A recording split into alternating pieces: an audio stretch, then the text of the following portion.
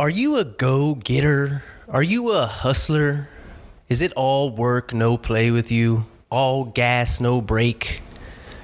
You know those people that are, I mean, you see this on Instagram and everywhere else in the world, these hashtags like hustle mode and all this other shit that pertains to just grinding, hustling.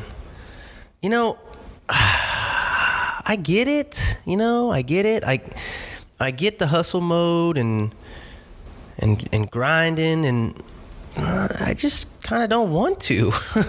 Like, I guess there's, I'm confused if these people are actually really like that. Is it all work? Like, I don't really enjoy that. Like, can I just like not hustle all the time?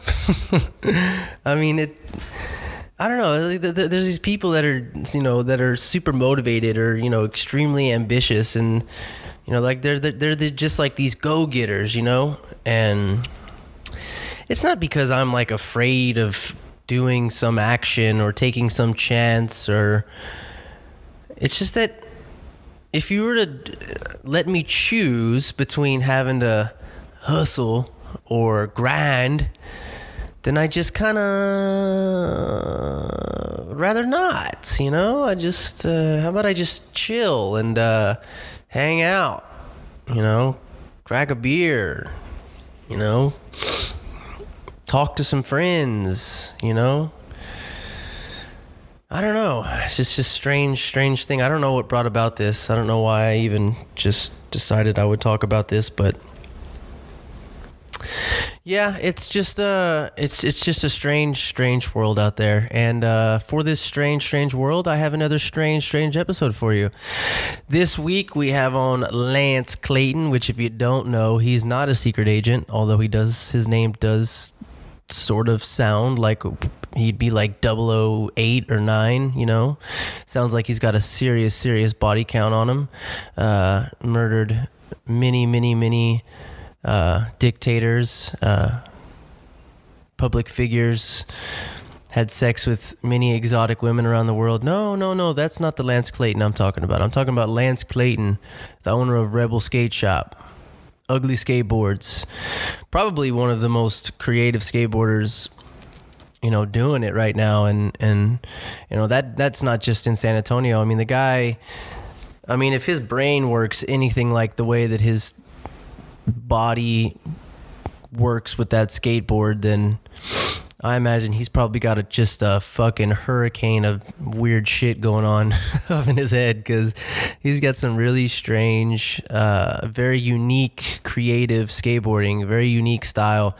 I've seen this guy for a long time, especially at LBJ, and just a little rat pack of everyone out there sweating in 115 degree weather at a cement skate park. And the guy's just super inspiring, and he's out there pushing and hustling just like everybody else. So check out the episode, and hope you enjoy it. It's a good one. Here you go.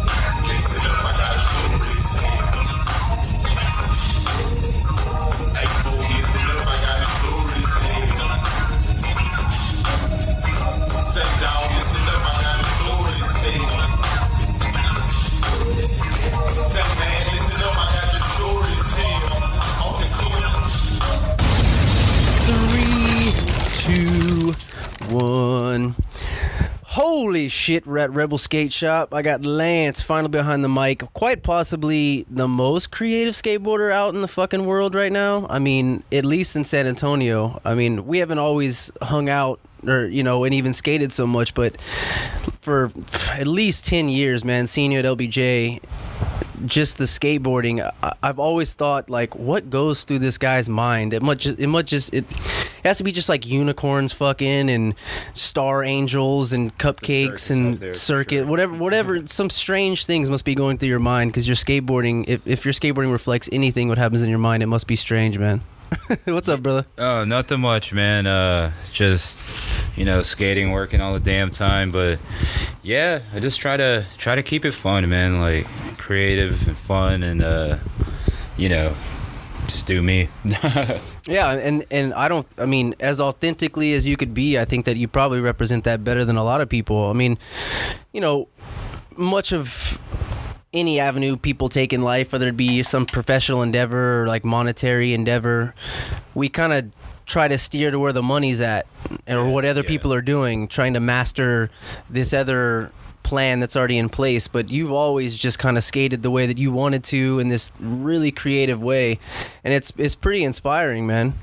Yeah, dude, I just I think we spoke on this before, but yeah, I just come from a place where, shit, dude, like, we didn't have, nobody I knew had internet. Like, we were all still reading magazines. Like, there were 6 or 7 skaters in the whole town. So, like, there wasn't really anybody to model yourself after. Like, there was no GSA in Coppers Cove, Texas, or, you know, places like they have in Austin and stuff like that. So everybody was really creative, and I just always kept that aspect, like, you know, just be yourself. I started skating to have fun. Like, I don't necessarily have to nollie flip a 12 stair, although that's dope as hell. If you could do that, you're a badass. You ain't gonna see me throw myself in that shit. Hell no, I'll try though, but shit, also go home and take an ice bath. So yeah, but I mean, we see that in a lot of people, that they kind of embody like this, like, foundation has been set in place, and they embody this foundation from, like, you know, where their childhood was set, or what's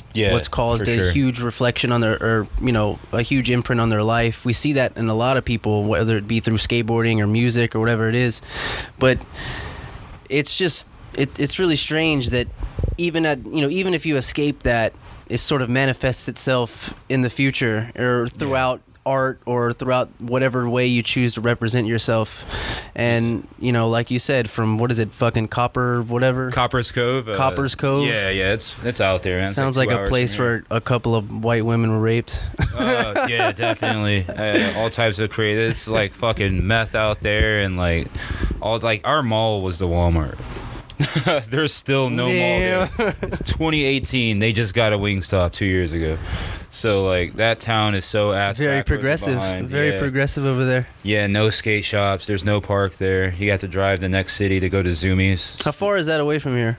I'd say about 2 hours and 15 minutes just driving north. 2 hours and 15 minutes. So it's a little bit past Marble Falls, then you hit Lampasas, and then you hit Coppers Cove. I see. So it's a little country hillbilly town, but shit, I loved it out there, man. You still got family out there? I think I got a few cousins out there. Some family out in Killeen, which is the next town over, and not too far from there, that's where Cody Mack grew up, in Belton and Temple, Texas. So when I was younger, I was blessed enough to skate with that guy, and, you know, see him do a bunch of crazy shit and bust my ass. Back in the baggy clothes era. Fucking, God, that guy used to wear, he's such a tiny dude, and he used to wear the most baggy fucking clothes. Straight up 2X shirts. Dude, huge. Like, 2X is huge on me, and this guy is like 5'9". Yeah, 5'8". I don't even think I think he's like 5'3" or 5'4". I don't even think he's that tall. I keep thinking that 5'9" is short, but I'm 6'3", so exactly. Yeah, we and you are about the same height. Yeah. When you think about it, because, man, I just remember back in the day, my dad used to take me and Nathan, shout out Nene, where you at? He used to take us to skate park of Austin, and we used to see Cody Mack there, and that was my first exposure to, like, some savage skateboarding. And I just remember seeing this little fucking dude just with the hugest, just the biggest clothes you've ever seen in your life, just flying so far, you know. And when he'd fly, like, his clothes would blaze like a flying squirrel. He's always skated the same too, except now he's better, but he's always had the same style and the same passion. Like, shout out to that dude.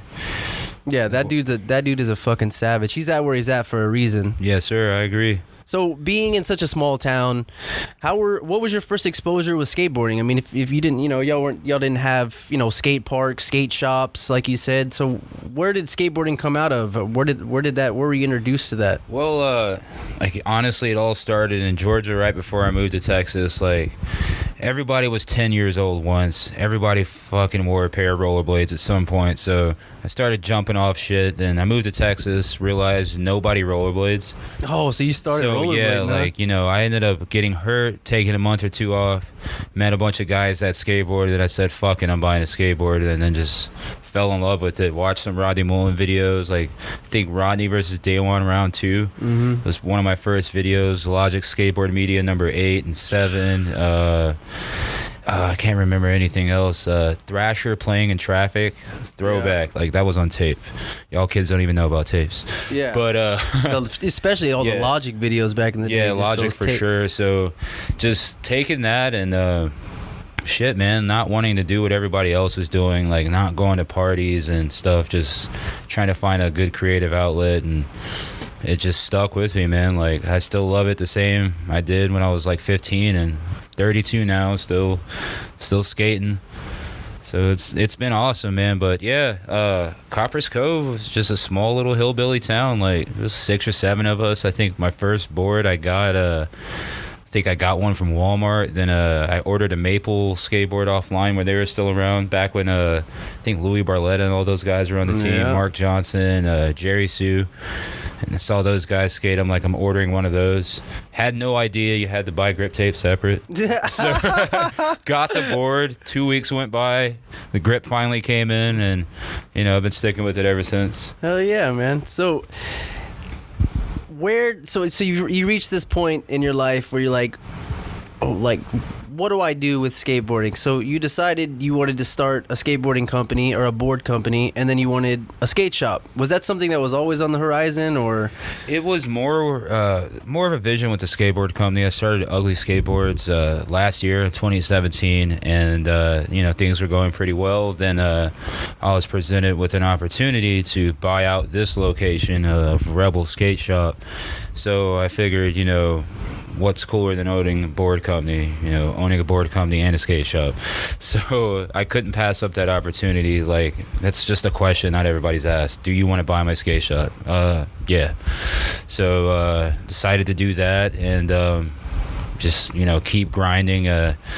It's hard, you got to go to work every single day. You got to put most of your money into this place. You got to not spend your profits and invest your profits. And the thing with us is, like, my chick helps me out. I have one guy that works for here, and we all skate every day. We sponsor a few kids, and just try to keep skateboarding fun and affordable for everybody, because we're not trying to do that zoomy shit, $60 boards and $8 grip tape, walk out spending $75. Like, fuck that. Like, I know what it's like to save up money for 3 weeks just to get a board and then break that shit a week later. Exactly. So yeah, we always keep that in mind. Like, this is for skaters, but right, by skaters. So that's what we do, man.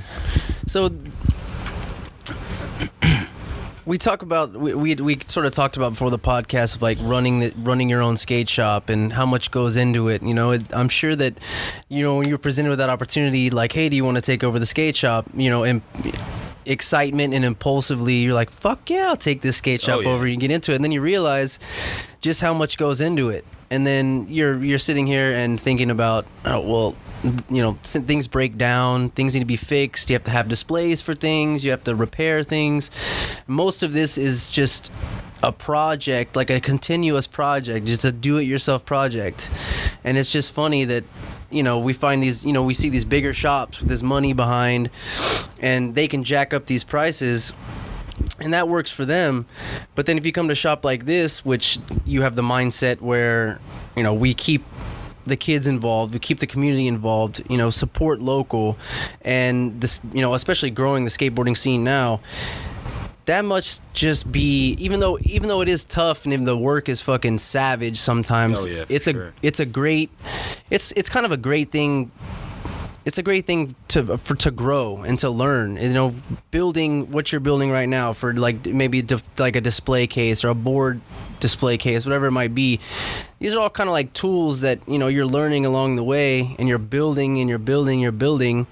It's all kind of it's like this really translatable. These translatable skills that are not just helping you with the board company, but also with life too, man. Like, because I mean, this is all just a lesson. Everything's a lesson. Every time you fall on your face, and fail, it's like, well, what the fuck did I do to get to this spot? Why am I laying here with my dick in the dirt? Why did I fail?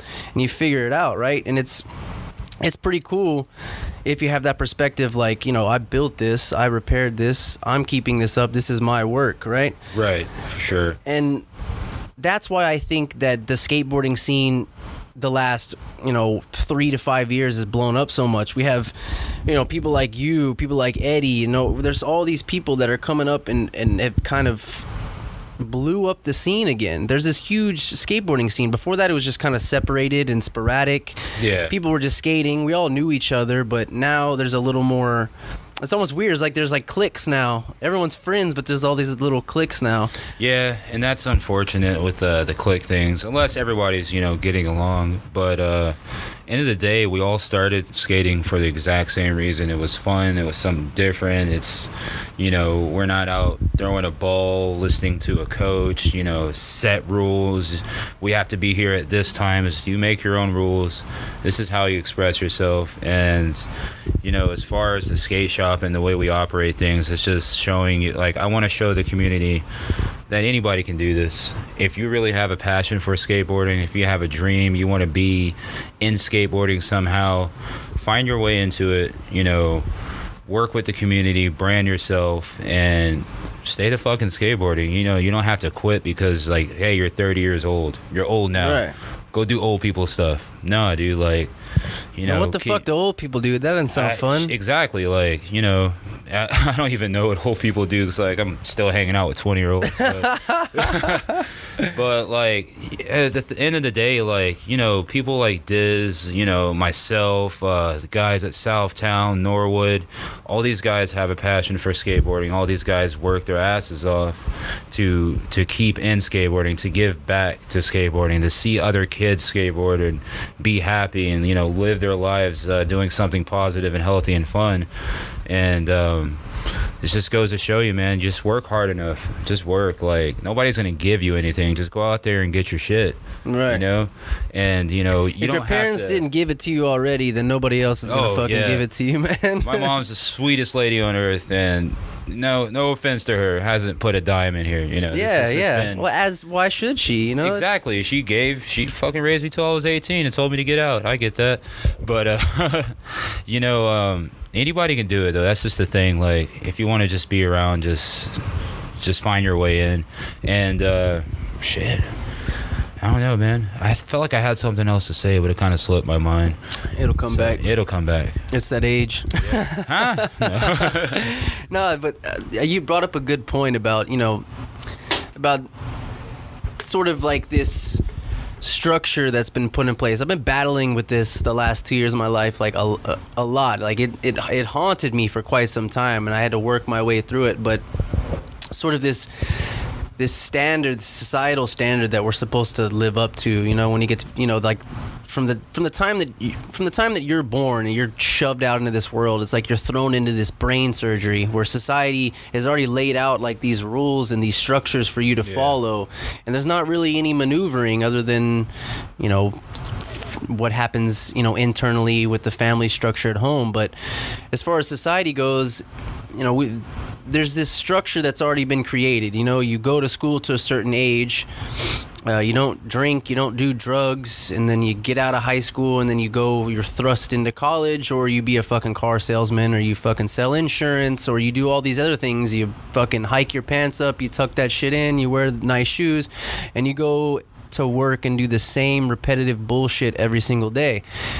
And I think that, follow me here, that a lot of people are like disenfranchised and unhappy with that system and that lifestyle, but they're too scared to step out and follow the uncomfortable path, which is the path that they actually want to go down, because it's so uncertain. It's scary, man, when you get to a certain point, especially if you have kids or something like that, and you have to provide. It's so funny. Provide is such a loaded term. Provide is just a perspective issue for anybody. What provide means is so much different for everybody, Yeah. But, we have to follow. We're told to stay in these parameters, And drifting out of these parameters means certain fiery death, you know, on a governmental level or on a, you know, societal level. Yeah. It's changing now these days, and I think a big reason why it's changed so much is especially due to technology and these social media platforms is it's so much more transparent. There's so many more opportunities. There's so many ways to market yourself and brand yourself and reach out to people and connect with people. And I think I think social media 100% is changing the direction of young people growing up these days and pursuing, you know, careers that are not what you would say traditional. Yeah. You know, we come from, I mean, my parents, and I mean, we're about the same age. I'm, you know, 3 years younger than you, but, you know, pretty much the same age. My parents are the same thing.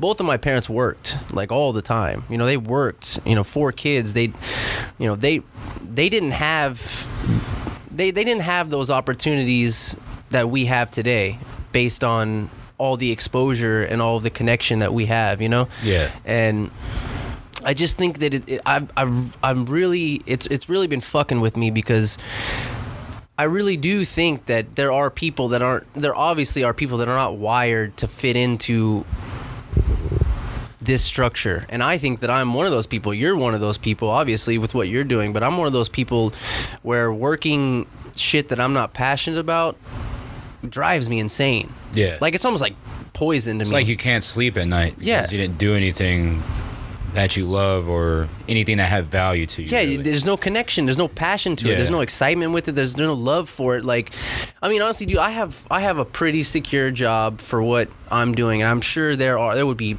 thousands of people lining up that need a job getting paid what I get paid. But dude, it is like poison to me. Like it's almost like I'm like it's a significant part of my life that fucking brings me down. And it's not even, dude, it's not even a bad job. Yeah. But see, that's the thing that I've been battling with, is trying to find myself in an alternative structure or an alternative route, finding a different direction, I guess, to maneuver. You got to play the game a little bit, obviously. You know, you can't just drop everything and be like, oh, fuck it, I don't need this job. You gotta can't do it like that. You gotta have a backup plan, or at least something to carry you until you get through that initial hump, you know. But it's I don't know, it makes me believe that there is these alternative pathways. It takes fucking work and hustle, like what you're doing. It's just constant work and hustle. But and it also gives me a greater appreciation for people who have found an alternative way to make money on their own, to branch out and leave that structure behind and make money, you know, just 100% based on them, you know, their work. And that's extremely motivating for me, man. And that's why I have people like you and the people I've had on the podcast. So these people is like, they're all people that are kind of in that same mindset. Like, I got to get out of this. I got to branch off this trail at some point, you know? Yeah. We're all running down the same fucking trail. And some people got, you know, figure out these ways to branch out. And going back to the social media thing is, and I've said this on the podcast before, man, a year ago, I'm 28 years old. A year ago, I never had social media in my entire life. Yeah. Like, ever. Like, I didn't have Facebook, MySpace, nothing. I had no social media until a year ago when I was like, I want to start a podcast. And I pussed out on that for a fucking year before I actually started it, you know? But I said that, you know, but what do I need to do if I want to have a podcast? Well, you got to build an audience and you got to fucking put yourself out there. So I started an Instagram. And after I started Instagram, I was like, man, my mind was so closed off at all these opportunities because I had some kind of predetermined opinion on what social media was, you know? I thought it was you don't want to be that person that's a zombie on their phone. Yeah, that was my big thing. Yeah, and I 100% agree with that. But as long as you learn how to manage your time on your things, and you know you're putting yourself out there, you're using it for what is going to be beneficial to you instead of just like selfish joys. Like, I don't know. Ooh, look at this hot chick on Instagram, and then boom, you're scrolling on your phone for an hour. Imagine if dudes were putting out ass pics as much as women are. I can't wait for that day. I think we should start that. Because I'm sorry, like, there are so many chicks. It's like, look at my tits. Money. That's it. Look at my tits, and they get money. And money. And that's, I'm like, yo, let me build a shop and then barely pay the bills. But some chicks just look at my tits. That's the power of social media.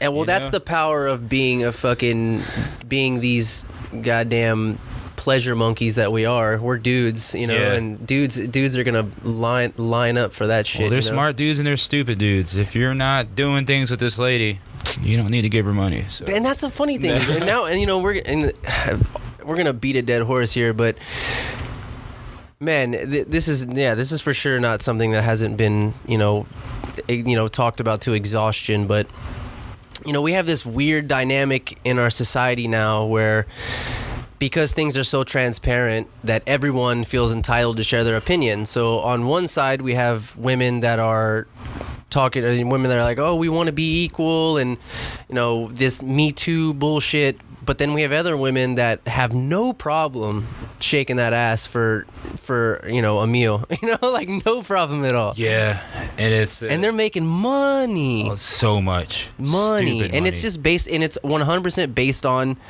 aesthetics, just the way you look. Well, the only thing that's wrong with that is eventually that's going to go away. Right. And then what are you going to do, and what have you learned from all your years of doing this? Yeah, you're going to be, well, it's exactly on a biological level, bitch, you're digressing, you're fucking degrading. Well, yeah, like, I mean, you could be hot shit for 10 years, maybe 20 if you treat yourself right, but after that, what's next? Like, what did that do for you? Ultimately, when you have a kid at that point, you're still doing the same thing. What are you going to tell your kids when they're old enough and they're backtracking and like looking at mommy's 20-year-old Instagram? It's like, my mom's showing her tits, that's how she fed me. So like, it's to each his own. If that's something you're comfortable with. Those were my titties. Yeah, you do you. You know, I'm not going to hate on anybody's hustle, but that shit wouldn't fly for me though. Like, I get it, man. And it seems like I always think about this too, is like, when does the market, like, just like the pattern shows in any market, when does the market get too overly saturated with women shaking their ass? When is there too many of them? I mean, it's already too much to keep up. Yeah. When does when does that kind of just flatline? That, I just feel like as long as there's stupid guys to pay for it, it'll always be around. We could be in year 3000 and there's gonna be flying cars with bitches twerking on top of it. So, like, it is what it is, man. It kind of does always go back to the men, right? Yeah. You know, like it's where and I don't want to make this sound sexist at all, but you know, I guess classically and traditionally, until maybe like the last 20 years, men took this role in society as, you know, the breadwinners. The men, they take the money home, they work in, you know, the higher up positions, and that's based on, you know, and that's not based on it may have been based on kind of sexist views in the past, but now it's just kind of based on, you know, personalities. Like, men, you know, work more. That's what society had told them to do for so long, so they did. And so the money, where's the money coming from? You know, and we're fucking, like I said, we're pleasure monkeys. We'll fuck a couch. You know what do you say? Like, it's a good looking couch. Hey, girl. Right. This couch is soft. I'll fuck a couch. It's like, what do you think? I mean, so if there's, you know, there's this women, and I'm guilty of it too, man. I'm guilty of, you know, if there's an attractive woman that, you know, is doing something, I'm guilty of it too. But I'm a little more introspective about it. I catch myself on it, like, and I challenge myself, like, what the fuck is this? Like, what is is there more to this than what it is? But it really is just that easy to make money. Yeah. Somebody found a way to do it, and now, you know, you got fat ass tits and ass, then you can probably just hop up on there, and I'm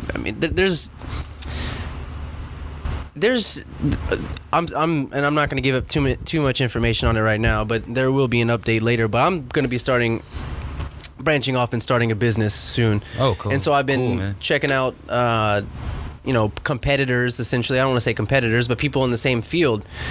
And there's a woman, and I'm not going to throw her under the bus or anything, but she's essentially going to be in the same line of work that I'm in the middle of trying to start.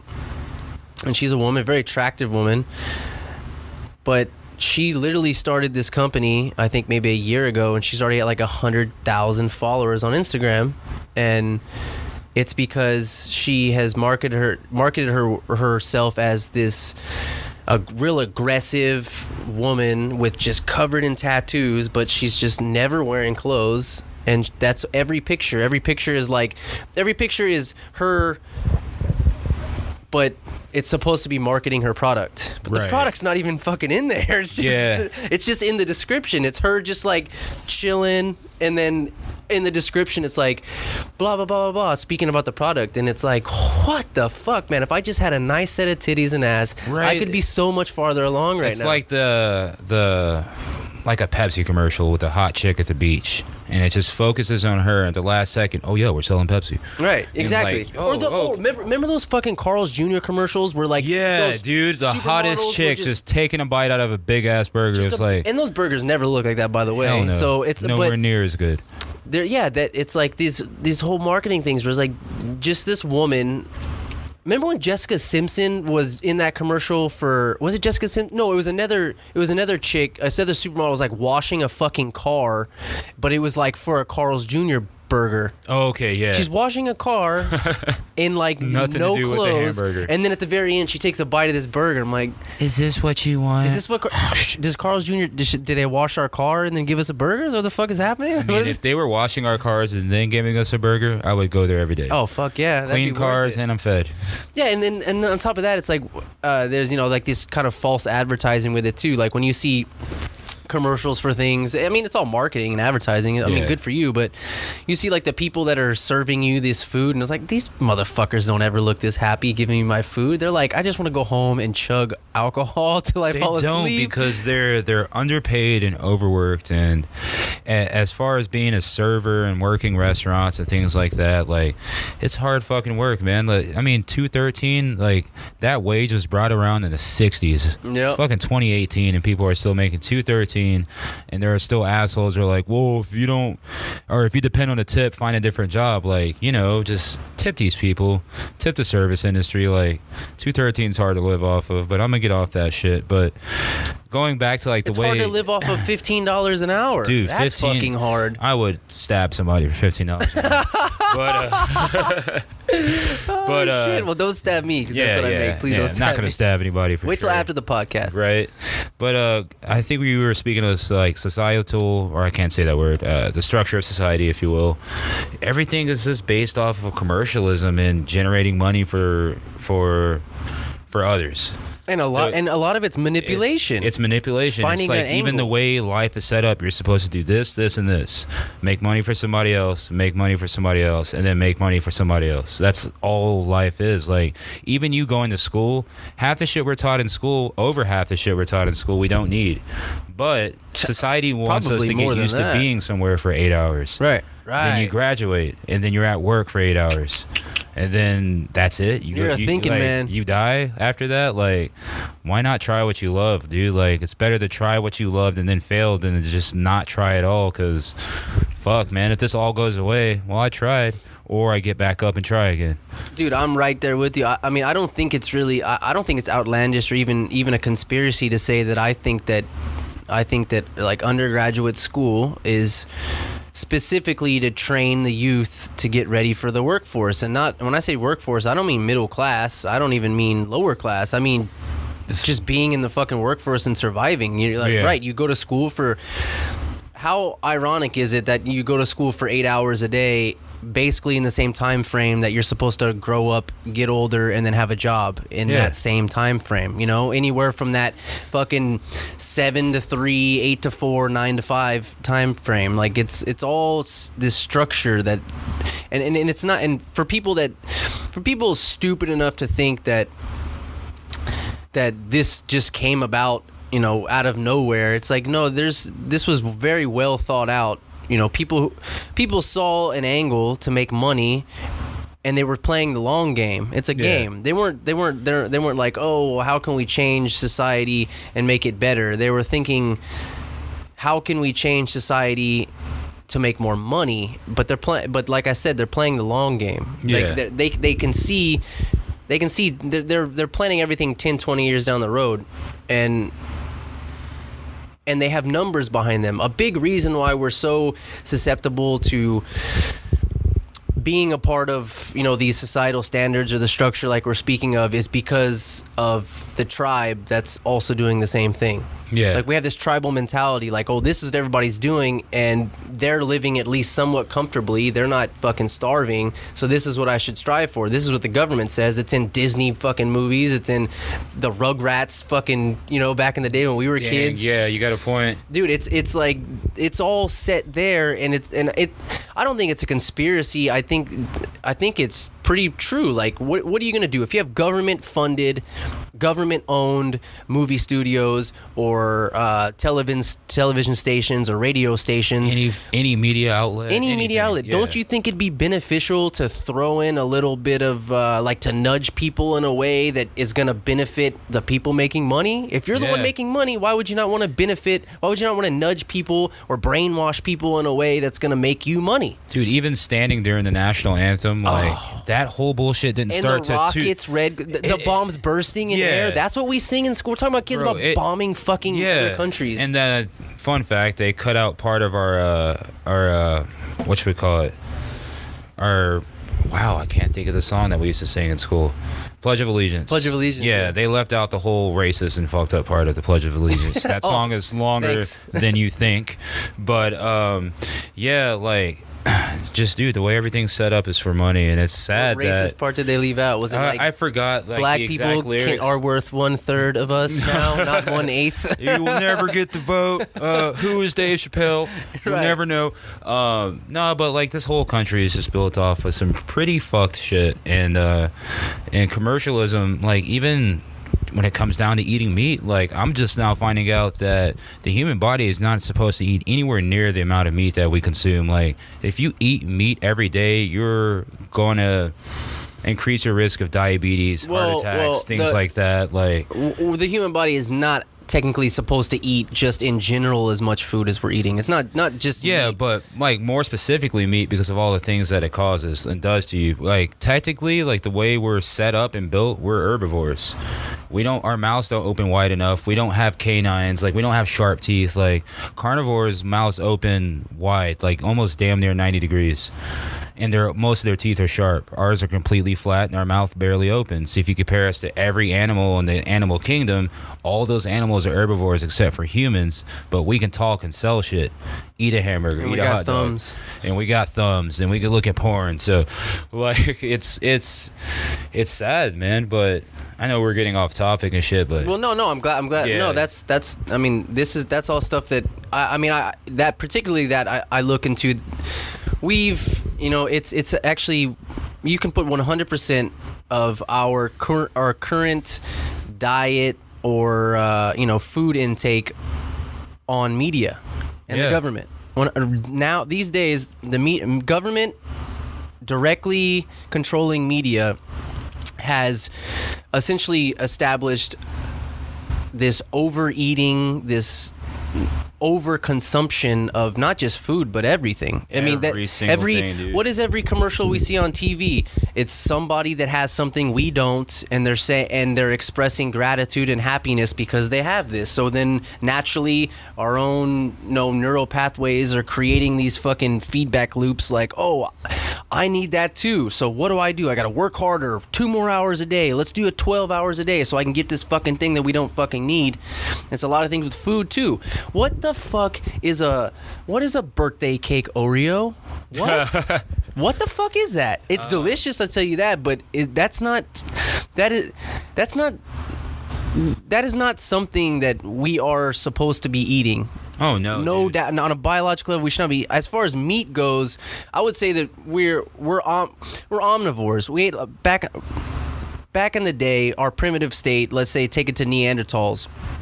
They were eating meat, but it was a lot of grain and vegetables for sure. Yeah, definitely. Grain and vegetables have always been a huge part of our diet. But as we grew, as we evolved, and we became intelligent enough to hunt, then we found meat. We need meat in our diet. A lot of people that are transitioning to being. I honestly agree with that. I would say that it is definitely not necessary to eat meat every day. I don't eat meat every day. I eat a lot of meat, but I would say that maybe 2 days a week I eat pretty much just vegetables and like some form of like beans or legumes, something like that. You gotta give your body, let your body clear the crap out, if you will. Yeah. If you eat meat every day, you drink soda every day, you're just letting shit build on top of shit. Oh, let it clear out. Have you ever seen those things like when they do like those studies or those videos online about they'll put like a fucking bolt in a Coke for like a week? Yeah. And it's like you see what it does to a bolt. Like it'll erode a bolt and it'll rust a bolt in a week. Not the whole thing, but you can see the erosion and the rust in a bolt. Yeah. It's like that's the shit that we're putting in our stomach. I've seen people cook Coke and it turns into this black tar goop.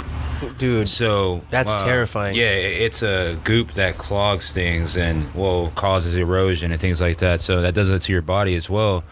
Except you can't feel it, like we're dumb and like, oh, my stomach hurts. No, that's your body like reaching out for help. Like, don't fucking eat this again. Like, stop doing this. Yeah, like, and if you see what that product can do to, if you see that a product that people consume on a daily basis, multiple times on a daily basis, can actually erode a compound, a fucking chemical compound, what you find in, let's say, aluminum or steel. Like the chemical compounds found in aluminum and steel can actually be eroded by something that we are consuming faster than the earth could consume those chemical compounds in that way faster. And we're drinking that and people are wandering around while they're fucking driving scooters and HEBs and they're 400 fucking pounds. I need my shoulder. I can't believe I can't, like, when I see people at stores, HEBs and Walmarts, and they're spilling over these carts. And then, I got curious one time and I went behind and I wanted to check like the weight requirement or weight thresholds for these things, and it's something like fucking 380 pounds. I'm like, well, what if you're 400 pounds, like, and you get on that thing? It's like, isn't that a time where, and we're fat shaming the fuck out of all y'all right now, but fuck it. But isn't that a time whenever you're looking at it, it's like, okay, I can't get in an elevator, I can't ride on a plane, I can't even ride this scooter that's made for morbidly obese people. Fuck it, give me another 6-pack of Coke. Hell yeah, brother. Give me another one. We're barbecuing tonight. And that's, unfortunately, like, those people are just, they've been sucked into the commercialism. They need these products now. And you know what? It's not a want anymore. They need that fucking 3rd pack of Oreos that day. Oh, it's an addiction. Like and it sucks, man. I was addicted to that stuff. Like, I was 300 pounds for, like, my whole, all throughout high school. No shit. 300 pounds, man. And I did not know that. As soon as I fell in love with skateboarding and started treating my body better, I stopped drinking 7 sodas a day, stopped going to the store to buy fudge rounds. Like, they used to be a quarter each, Shit. They used to be a quarter, dude. So my fucking dumb ass is like, I have $2. I can get 7 or 8 fudge rounds and a soda. And then why am I fat? Like, and I'm not trying to fat shame anybody, but like, treat your body like, how you want to live. Like, at least treat it 50% better. Yeah, I want to be active. If you're happy, being however you are, like whether it's fat, skinny, in the middle, then do you. But if you're trying to do something and you're wondering why this isn't happening, like, kind of like analyze what you're doing better. Yeah. Well, and it's really funny that because I have a very strict diet. I haven't drank a soda in like 3 years, to be honest. I had one on the way here. I did. I quit because I used to relapsed a couple weeks ago. I used to have, dude, that was me, man. And I've never been I have a very fast metabolism. Like me and my brother Nathan, we have pretty much, Nathan's fucking skin and bones. Jesus Christ, that dude needs to eat more fudge rounds. Yeah. But when it comes to, with me, man, like 2 or 3 years ago, I was just thinking like, I started research. I actually started listening to podcasts, and I started learning all of the negative effects that sugar has on you, all these artificial ingredients have on you, too much carbs have on you. Dude, simple sugars, simple carbs. My girlfriend opened my mind to that. She's on that keto diet. She already lost like 40 pounds on that. Yeah. And, mean greens, that's it. Yeah, and the thing with the that whole keto diet is like, it's based off like essential fats and limiting your carbs and shit like that. Yeah. And limiting your Because sugar carbs intake. break down to sugar in your body as glucose. Our body is like, the way our diet is based off of it, like we run off of sugar. Yeah. We run out of sugar, we're hungry. That goes back to that marketing. Yeah, and it goes back to the marketing, like Red Bulls and sodas and unnecessary Gatorades and shit like that. Yeah, And, whoever thinks Gatorade is a healthy alternative to water, that's not. do me a favor and roll up your fist and just punch yourself right in the dick. It's horrible for you. They're only beneficial, and I don't even want to say beneficial, semi-beneficial when you're active. When They're you're only actively beneficial burning that off, then you can kind of get some type of value from it. They're only beneficial if you are stranded in a fucking desert, and that's the only thing that you find is a fucking lemon lime Gatorade, and you're questioning, is this piss? Is this Gatorade? Fuck it, I'm gonna roll the dice.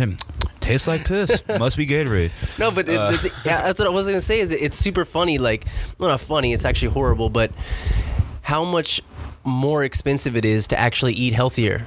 It's so much more expensive. Isn't that crazy? If we cared about our society, if we cared about people as a whole, you would think that we would be making families on food stamps or people that are, on lower levels of income, we should be making the healthy foods more accessible. But no, what's on the SNAP program? What's on the food stamp program? It all goes back to commercialism. Birthday cake Oreos. You can buy all the fucking... Yeah, like, to live healthy, you have to be the higher class.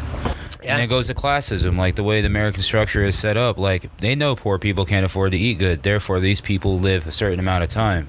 Yep. So, population control. There you go. We don't want to be like China. Like, no offense to China, but there's a lot of fucking people over there. Yeah. There's not a lot of living space. And population control is unfortunately like what commercialism does, man. Like, if you become addicted to these products, you get unhealthy, you die sooner than most people. Well, what it also does is it increases revenue for big pharma, for the healthcare industry. It's just essentially sustaining all of these structures that are government regulated. Big pharma it's keeping them in business. They're the most evil out there. Like, fuck that, dude. Like, they're a cure for diseases. There are certain fruits and vegetables that are banned in the USA because they can reverse cancers and shit like that. Like, I forgot what fruit it was. CBD products, CBD oils. Like, you got back pain. If you have back pain and you're especially, what's crazy is I know a lot of people that complain about lower back pain. A lot of that shit is your diet, first of all, so take a look at that shit. But second of all, supplementing with a natural chemical compound like CBD, like cannabidiol.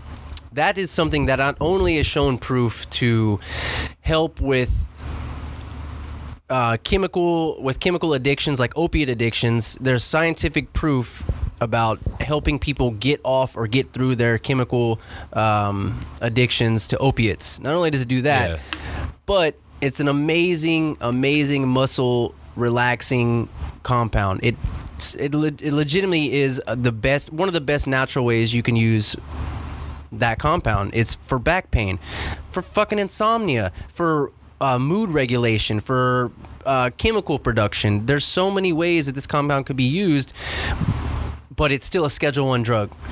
Does anybody understand? It's considered as bad as meth. Schedule 1. It is. And it's not only is CBD a Schedule 1 drug because people, the government relates it to THC, which THC and CBD are only 2 of 60-something chemical compounds found in the cannabis plant. Very mild hallucinogen. It's non-psychoactive. It's true. Yeah. You can buy CBD that has a higher THC content, but it's non-psychoactive. This is if we were looking out for our society, or if we were trying to help people, then we would be literally taking the people out of office.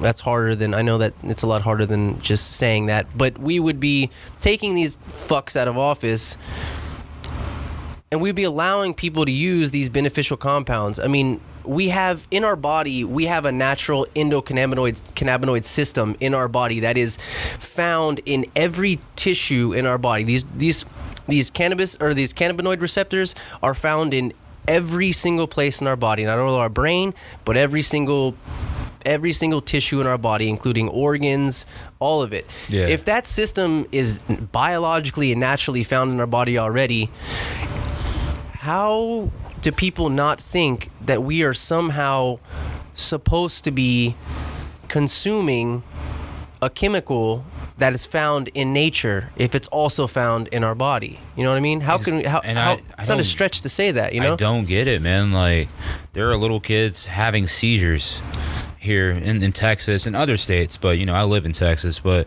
there are people who have to drive to Colorado to go get their medicine for their kids. Worried about getting put in jail for it. Yeah, and then they have to worry about trafficking drugs back into Texas so they don't have to watch their son or daughter have a seizure. Or Right. their pet. Like, like I have a dog. Like, if my dog was seizing up and CBD oil is the best option for him, I'm going to find a way to get it. Right, man. But it's a damn shame, man. They rather a 6-year-old kid be addicted to drugs, physical chemicals. Like, these are created in a laboratory. I was on Adderall from kindergarten Jesus until until 10th, 11th grade. And it went from Adderall to Concerta, which is even stronger. And that's just a chemical or a molecule away from being meth. Yeah, yeah. And I was the most depressed fucking person there was because, like, yeah, you focus, but you also lose all of your personality. And fuck that, dude. I'd rather just... Well, do you think that they want to lose the $600 billion a year that they make in profits, Of course not. It's fucking crazy, right? Of course not. But, we live in a place where the right decision isn't the right decision. It's if it doesn't make money or not. Right. And that's sad. It's very sad that we value money over human lives. We've come this far to just see somebody as expendable. Yeah. And it's disgusting, man. Like, hopefully one day that changes, and it's gonna take a lot for America to change, and hopefully I'm alive to see weed be legal in all 50 states, and people are healthier, and then like the cost of food goes down, and like all this unnecessary shit goes up. A soda should cost $3, not a damn water. Well, they say that this is like historically, we've had these great societies that have lived, and every single one of them had flourished and failed. And so that's kind of like a lot of historians are kind of saying that this is just a path that, much of like how we're still so lost on how the pyramids were even built to the extreme accuracy and attention to detail that they were, with having none of the technology that we have today. We seem to not be able to wrap our mind around the process of how they did that and how they, achieved these amazing feats of, architecture. But there seems to be this pattern where these societies, they grow over this extended amount of time. They flourish till they reach this peak, and then they fail. And that's been every single society that we've had in the past. And so there's a lot of discussion about how we're reaching this point where much of if we were to relate it to back then, the Egyptians making these pyramids, this was a flourishing society. This was the most advanced society that the world has ever seen at the time that we know of. But then as populations grow, as money, the more money is being spent and created, or whatever the system is set into place for creating these classes of people, as they all grow, then corruption happens, and then it reaches this breaking point where things fall apart and things die, and that's essentially just a metaphor for life. I mean, this society is not going to last. I mean, think about it. You think we're going to be like this in 200 years from now? Fuck no. We're going to be half robots. There's going to be another country that's going to be just as great as we were today in 200 years. So... Or just maybe we're in Mars in 200 years. Maybe there's people living on Mars. Maybe so, because as theory goes, that was old Earth. I forgot exactly. I watch a lot of shit. I watch a lot of Joe Rogan podcasts and stuff like that. And from those podcasts, you'll see Neil deGrasse Tyson on there. That guy's and then I'll watch his stuff, and then I'll go to another wormhole. So I'm always open to learn and see other people's perspectives. But I believe at this point in time, by everything we have, we're limiting ourselves. like we can't wrap our minds around pyramids because of everything we have that's catered to us. All these tools we have, like hospitals, like everything we have, social media. They didn't have that then. No. There was nothing except nature and your damn brain. Right. Therefore, I believe people were just smarter back then. Like, and it's... Well, they're definitely more connected to nature, to what we should be. You know, we shouldn't be like, our serotonin levels should not be spiking because of a movie we watched. Our serotonin levels should be spiking because the sound of the wind, or the like some smell coming from, you know, that's being transferred miles away downwind from when we're fucking hunting, finding animals. This is what we should be tuned in to. These sort of things, these sort of natural things that we used to be tuned into. Or even building with your hands, things like that. Just being, exactly. You know, challenging yourself. We don't challenge ourselves as humans anymore. Right. I'm sick. I'm gonna go to the hospital. Well, it's because you can sit in that couch right there. You can get on your phone and you can order fucking a 3-course meal and they'll deliver it right to you. You won't even have to get up off the fucking you can couch. Order, even if you want to cook yourself, but you don't feel like going to the store, you can order somebody to bring your HEB. It's in goddamn sane, man. Like, you know, and that's the problem. Like, we're spoiling each other. Like, we're not gonna get smarter than this. Like, we're at our cap right now. Like, we're physically, from what I've been hearing, we're not going to evolve past this state because of everything that we have regularly available to us. Right. Like, you know, fucking 700 years ago, if an animal was born in the cold, he'd die. Then the next one would be born, die, and then the next one has fur. Mm-hmm. And then the next one has more fur. And then eventually it evolves to adapt to where it's at. Yeah. We can't adapt anymore. Right. We're going to adapt, but it's not going to be beneficial for our survival or sustaining a population. I feel like Joe Rogan said it the best, man. 300 years, we're just going to be fucking blobs with... Just dough. Just like in a wheelchair, just with a stick to change the TV. Don't look at me. Just dough. Feed me. Like, you don't... Shit where you're at, just slide somewhere else, but... Well, see, dude, that's why, man, that's exactly how my mind works too. And I get all this shit from certain people, in my life about how I feel really. I try to go camping as much as I can. And I'm talking about when I camp. Some people say camping when they rent a fucking cabin. No, that's not camping. You need a fucking tent and a sleeping bag. Sleeping in a new place. Don't even bring a fucking pillow. Just a tent and a sleeping bag. Like, I mean, I just got back a couple weeks ago. I went to Colorado. I was in Moraine Campground in Estes Park. I'm 10,000 feet in elevation, primitive camping at the base of 3 different mountains, and it's just me.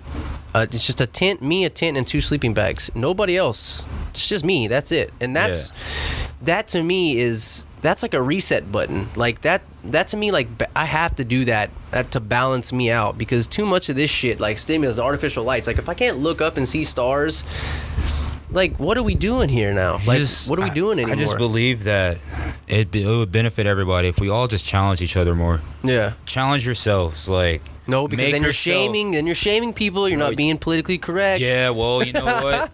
I don't know, man. Whatever way you feel, Stop nature shaming me, bro. Don't nature shame me, bro. I like Don't leaves Netflix and shit. shame me, bro. Don't binge shame me. Right? Just challenge yourself, man. Like, get outside of that norm. Like, get outside of, like, well, fuck, I'm a gamer and I want to game every day. Well, go a week without it and see how you are as a human. Right. And then come to a conclusion, is this beneficial for me? Like, I love video games too, but I know damn well that I can't spend 7 hours on it every day, or else I'm just going to be a lazy piece of shit. Yeah. And so I limit myself to, okay, I just ate dinner. Let me spend 30 minutes. All right, I'm done. I got my 30 minutes in for the day. Yeah. Maybe a few times a month I'll hop on for a couple hours, but you got to challenge yourself to be more productive, to see what you can do, like, see how you can help others. Like, life is bigger than just pleasuring yourself, like... I don't know. That's exactly. Jesus Christ! Like, I'm gonna that if there's a quote of this podcast, that's the one right there. Life is bigger than just pleasuring yourself. It's absolutely true, man. Like, that's why I skateboard still. That's why I, go to LBJ or go to wherever the fuck at San Antonio, and I talk to kids. Like, I want to see them get better. I want to see them be happy. I don't want to see everybody fall into the party lifestyle and become some 35, 40-year-old piece of shit. And unfortunately, it happens, and I'm lucky I was able to analyze other people's decisions and make my own decision to not do the same thing. But just because, we ride a skateboard doesn't mean you have to be a certain way. Like, you have to drink, you have to smoke, thrasher, blah. Yeah. Like, let's burn shit. Let's burn shit. Fuck the rules. Fuck the cops. Ultimately, fuck the cops. But Yeah. Like, we're not all the same, man. Like, be your goddamn self. Yeah. Like, I feel like so many people are lost in impressing others that they don't know who they are. I know grown men, 35 years old, who still don't know who they are because they have to do what is cool, what is accepted. Like, I have to skate this way. Like, you're doing a manual that's gay. Well, fuck, you know how fun this shit is? Like, like, I'm happy with myself, and a lot of people aren't happy with themselves, and therefore I receive a lot of retaliation because of it. And it is what it is, man. I sleep good. Yeah. And I don't wish any hate upon those guys. So hopefully we can all just start to accept ourselves better and challenge ourselves and, fucking make San Antonio something, man, because California shouldn't be the skate mecca of the world. Like, they should be one of them. They should be one of them. Don't get me wrong. Like, they started the shit. They started the surfing and all that cool shit. Well, Hawaii started the surfing, but California really did a shit ton for skateboarding. But, I feel like every country, every state has that same ability to do what they're doing, except we have clicks, and then we only talk to these guys, and then nothing grows, dude. Yeah. We're limiting ourselves. Like, that's why I fuck with the people I fuck with, because they want to grow, and hopefully Texas gets to that point. Like, we got guys from Barcelona trying to skate the underground ditch or shit like that, and or come to LBJ or wherever the fuck, whatever next DIY spot is built. Or just approaching, or just having like a healthy approach to life. Like, if your mentality is like, this is my group, everything else is garbage. Well, I mean, same thing. We talked about this, but just being self-analytical enough to realize, is this a beneficial way to approach? Is this a healthy mentality? Is this a beneficial way to approach my life? Like, why is, much of like you said, why are there so many people that are struggling to find out who they are? Well, because everyone is basing their self-worth, their quality of life on other people. If we're all forgetting the most important thing, is that, hey, you fucks, we're all individuals. Like, nobody is the same person. So if you're going off that equation, then that would mean that every fucking single person on this planet has a different perspective on life. So for one person to be telling another person that they are wrong for saying something, believing something, acting some way, or anything that's different from somebody else, is the most hypocritical statement you can possibly make. Yeah. How can 100%. How can you judge somebody or call somebody a piece of shit or tell somebody that they're wrong to their face for doing something that they believe? Yeah. Because it's their own thought pattern. That would mean that for everyone to be thinking that there's one right way to do something is so ignorant. Yeah. We should all, like you said, much of what you said, we should be supporting all of this, supporting everybody, and we should, like, all these judgments that are passed is insane. And a lot of it comes from unhappiness with who they are, and people just need to stop being worried about what everybody else is thinking or what everybody else is going to say, because what is it going to hurt you? Ultimately, when you're the person going home at night, or do you want to be angry about what somebody else said, or do you want to be angry about what you said about yourself? It should only be yourself. Yeah, judging yourself. Allow so many people to affect you, man. Like, it fucks up your quality of life. And I'm not gonna lie, I used to be that way. Like, I think a lot, dude. Honestly, I think that perspective comes out of, I'm beating this shit to death, I know, but it comes from, the societal standards that are in place. It's what we base our own thought processes off. Everyone needs a foundation. Everyone needs a home base. Yeah. Everyone needs a hard drive, and then from there, then you grow. But most people, they keep that same hard drive and they just grow off that for the rest of their life, and they stay on this path, and they don't necessarily analyze on a deeper level anything that they're doing or saying, or anything anybody else is doing or saying. Change comes from just being aware. Like, change comes from failing. Change comes from looking at things and analyzing them. It's if you're not doing any of that, and you're so married to your ideas and your principles and your foundations and your traditions, where the fuck do you think you're gonna go? You're gonna be stuck in that same parameter for the rest of your life. Take risks, make yourself uncomfortable, and see how far you can go. I agree, dude. We're gonna wrap this goddamn shit up. We just did an hour, I think, right? Yeah, it's been about an hour and 17 seconds and counting. Well, Lance, thanks so much for doing this, man. Of course, dude. Thank you. I know you got some coming up July 28th. Let's push, throw some shit out there, plug some shit, advertise some shit. Let's hear about what you got coming up, man. We got the competition coming out to what used to be Place to Skate. It's going to be the last competition. What do you mean? On Saturday, Place to Skate, let me just retract a little bit. A Place to Skate went out of business, unfortunately. When did this happen? Maybe about a month ago, but the owner, Joseph, ended up stepping down, and unfortunately, he rubbed a lot of people the wrong way. Like, he was very the guy that sat in the back all the time? The older guy, the glasses, and like, this is my skateboard collection, and this is what it's like to be a real skater, and I'm the best collector in the USA. Those people stuck to their, that like, I used to know the Z Boys and shit, but we never seen you skate. So that's the thing. Like, I've had parents come here complain about this guy's attitude and shit like that. So unfortunately, that and him letting go of his key players, like, Ricky Kellum and Keith Camacho, like, everybody in the fucking city loves these dudes. Like, I got Kellum shirts in my shop. Like, right. Ricky's probably one of the best dudes I know in the city. But these are the guys that he's firing and choosing to do it himself, and then hiring people that don't skate to work there, and then you're charging $15 for a park that's worth a $5 entry, and stuff like that. So all those things. So then it's not closed yet technically. It's not closed yet technically.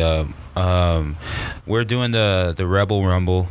We've been doing it there for the last few weeks. It's really Greg, but I'm part of Rebel. I own North, he owns West. Right. Rebel Rumble is his competition. So that's like our version of the Barracks game to skate. This year, the winner's going to win $750. Woo! Last year it was $500, and next year we're pushing for $1,000. So we want to see it go up. We want to see people have an opportunity to, pay their rent or invest in something off of something they love. Riding a damn skateboard. Fuck yeah! And so, so we're doing the last game. I think it's the 28th. Yeah, 28th. This Saturday. Then, I was thinking about other shit too. I'm like, is this going to be the last game or the game before the last game? But this should be the last game coming up. Yeah, this is the final one. Yeah, this Saturday, and then we're gonna do a couple games, or actually a couple comps. We're gonna have a little bowl competition there, highest ollie, throw out some stuff to the kids. So if you got any free time, make sure you make it out to a Place to Skate. And I believe the address is 11925 Jones Maltzberger Road, right across from Blossom. If y'all skated that spot, you should know where a Place to Skate is at. Then hopefully the next indoor park we have will be led by the right person and sticking around for a while, because we need another Tank, man. Yeah, I mean, Tank had the best vibes. That's where I started skating, man. I've been able to skate there maybe 2 or 3 times, and even sucking balls, and like I had the best time of my life because everybody was fucking killing it. Like, you could go in the lobby, chill, talk to the owner, watch a skate video, like just escape this 100 degrees, escape 100-degree weather, like fucking eat a hot pocket, hang out with your friends. Just that place didn't offer that, and unfortunately we don't have an indoor park as of Saturday, after the comp.